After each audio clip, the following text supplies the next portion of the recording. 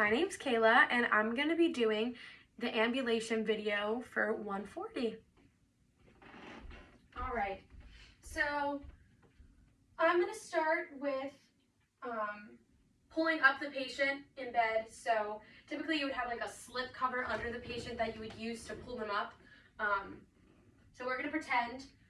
First, what I would do is make sure that all her IVs and all of her drainage is out of the way, so when we move her, nothing gets compromised. And I would also, boop, hit the call button for assistance. Is that funny? Somebody's coming for assistance right now. They're really not. So we're going to pretend somebody's here, and the patient's going to be down a little bit more in bed. Okay, they're down in bed. So they need to be pulled up. So we're going to have the slip underneath them, and then the other nurse is going to be on this side, and they're going to be pulling like that. And then we're going to, on the count of 3, we're going to have the patient cross their arms if they can, tuck their head up. And on the count of 3, we're going to move them up. So 1, 2, 3. The patient would do a lot less work. So the patient's properly moved, and then we're just going to make sure their head's supported properly with the pillow. Are you comfortable? Patient says they're comfortable. We're good. Obviously, if the patient is unconscious, you can't ask them if they're comfortable, but you can use your judgment to see if you would be comfortable, I feel like. So next, I'm going to have the patient in a supine position. She is already in a supine position, so they're going to be laying flat on their back. And then you just want to make sure that they're not too close to the edge of the bed, their head's properly supported, and that none of their IV or drainage shoes are compromised. And lastly, I'm going to place the patient in a lateral position. You'll place the patient in a lateral position for performing oral care on an unconscious patient, so we're going to do that while the patient's in the lateral position. So basically, I would use the slip to move the patient, and I would also get assistance if needed.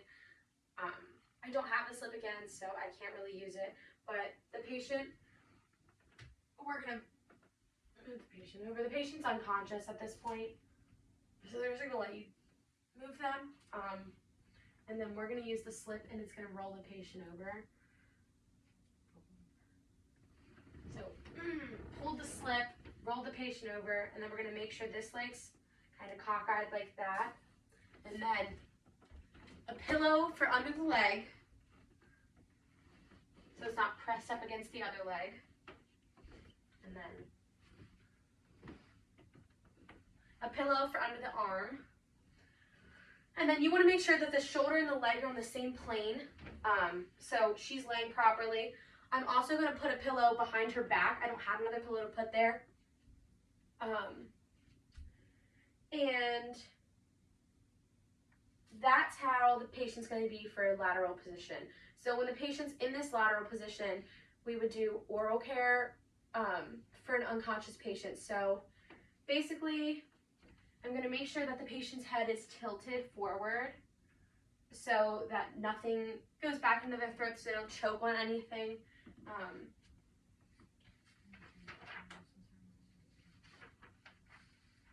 All right, so I'm going to use the Yinker suction at 80 to 120 mmHgs, and you're basically going to be suctioning the entire time you're performing oral care because you don't want them to choke on anything.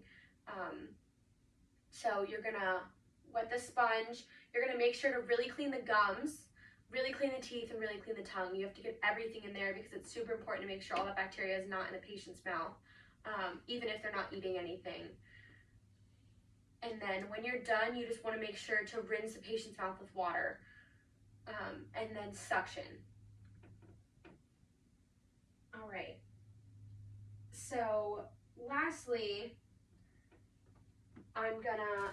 the patient's gonna use a bedpan. This wouldn't be used for an unconscious patient. So I'm going to take the pillows out. The patient's no longer unconscious, so they can help me move them.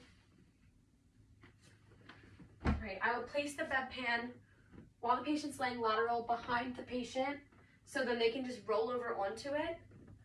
So the bedpan's placed, we're going to roll the patient over, and then just going to ask them if they can use their elbows to sit themselves up a little bit. So they're going to sit themselves up, And then the patient's gonna use the bathroom as needed. She's done. She's gonna lay back down in the supine position. We're gonna roll her over, remove the dirty bedpan, disregard it, and then we're gonna perform the perineal care. So for perineal care, you're gonna do the perineal care last. You're gonna wash every other part of the body first. Perineal always comes last because it's the dirtiest. And with the perineal care, you just really want to make sure that you're doing it in the proper way. So front to back always. You want to always just go from cleanest to dirtiest areas. I can't really show you how because the patient is clothed and it's a video, but I would basically make sure I have a clean washcloth, and then I'm going to go from the front, so the vagina, and then I'll do the butt last. And then just to make sure I'm, like I said, making sure I have clean water, clean washcloth between front and back. All right.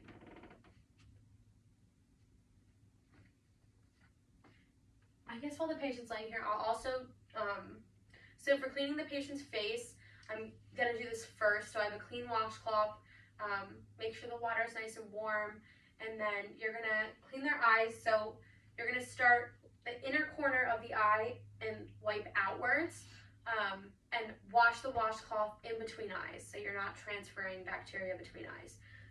So it would look like this. I have a clean washcloth. I'm just gonna go in, out,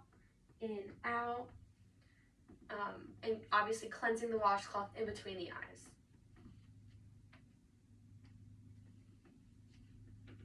I'm also gonna bring a basin of clean water so the patient can wash their hands too.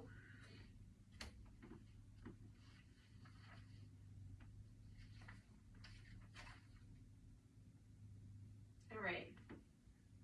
So lastly, I'm just gonna sit the patient up on the edge of the bed. All right. So what we're gonna do is, I guess first I'm gonna elevate the bed. It's a little hard, so we're gonna elevate the bed so the patient is sitting up, and then we are gonna swing the patient's legs out, and we could also use a slip for this if we have one.